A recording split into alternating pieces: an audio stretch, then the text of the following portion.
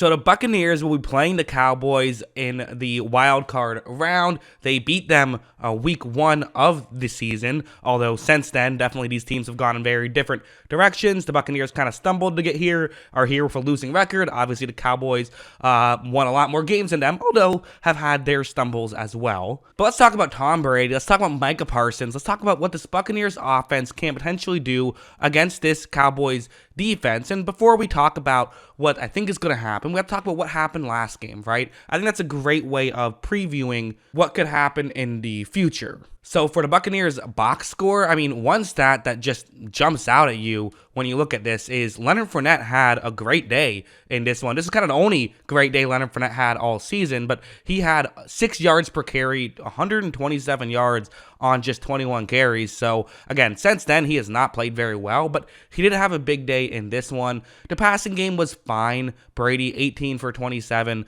212, 1 touchdown, 1 interception. That's not great, not terrible either. And then the receiving, Evans had a big day. Julio Jones actually had, he had one big catch. That was the main part of why he played well. And that was most of it for the Buccaneers offense. Going over here, this is going to be the Pro Football Focus's grade for each Tampa Bay offensive player in that game and just in that game. So the top of the list, Mike Evans had the best grade. At the bottom, Rachaad White actually in his 17 total snaps had the worst day for the Buccaneers. Again, couple of notable things. Sort of at the top of the list, you have Julio Jones also had a very big day in that one. That's notable. Brady did very well. You can look down the list, see what you like. Leonard Fournette was 10th on the list, so it's not like he was amazing. It was more sort of run blocking that did well. Meanwhile, for the Cowboys and how they performed, there's actually a couple of really notable things here. For one thing, Micah Parsons was the best. That makes sense. Micah Parsons probably going to have a very big day in the playoff game, I would assume. We will touch on that more in just a second. But to me, the most interesting thing is going to be the guy who is at the bottom of the list, other than Sam Williams, who only had 6 snaps. Anthony Brown, the corner, he is a very interesting person to talk about here, as he had a terrible day week 1. He was a big part of why the Cowboys lost week 1, and he will not be playing. He is now on the IR, so he's not going to be playing in the wildcard game. But let's go over here and talk about really what Tampa Bay was able to do is they attacked Anthony Brown in this game. They got some other guys here and there, but Anthony Brown, they definitely were targeting. And in a situation like this, it's Mike Evans going up one-on-one against Anthony Brown.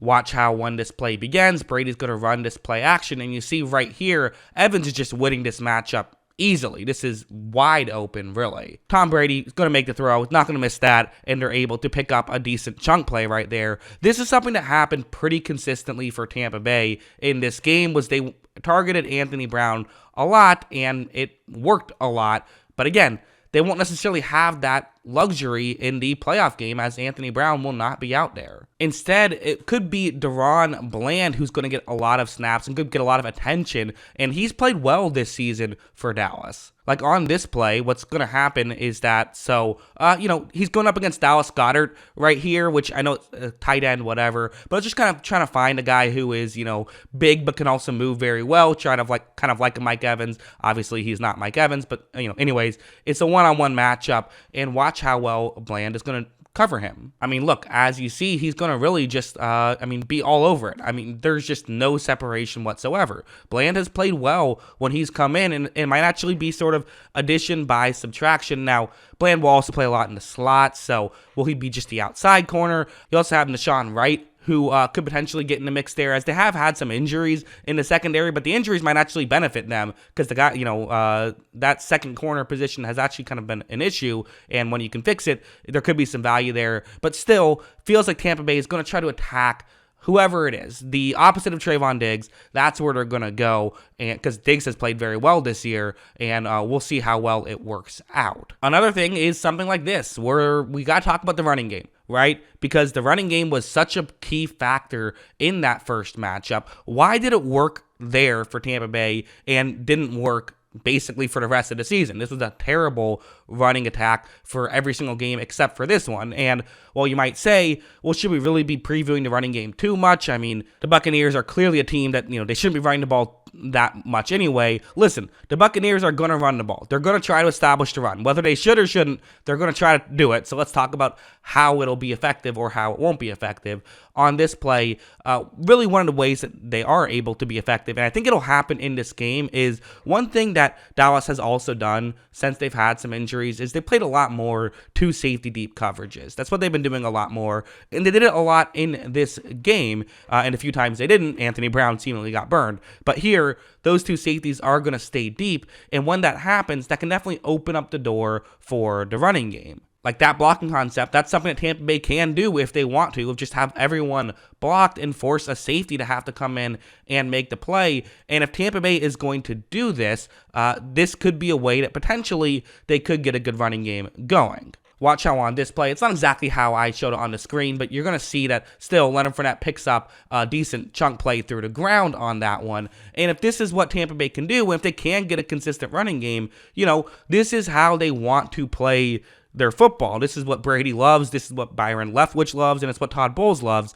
is getting this consistent running game. And if they can do it, it could go very well for Tampa Bay. But I also think it's fair to say it's very possible that week one thing was just kind of a fluke. They happened to play well then and haven't played well since then. And if that's true, there's a very real chance they will be running the ball for not very many yards a lot in this game, which would be huge advantage Dallas. The final main point to talk about before I get into my predictions is going to be Micah Parsons had just such a huge day in this one. He was able to really get the better of Smith a few times. Donovan Smith, I mean, there's no getting around it. He's had a rough season for Tampa Bay. Has been a very good player. I would still say he's a good player having a bad season, but still, Tampa Bay fans always get mad at me when I say that. They say, no, he's just a bad player. Whatever. The reality is he's playing like a bad player, and Micah Parsons is playing like a superstar. So leaving him one-on-one is how this stuff can happen. Watch Parsons. He's, going to set up as though he's going to the outside. That's right what he's doing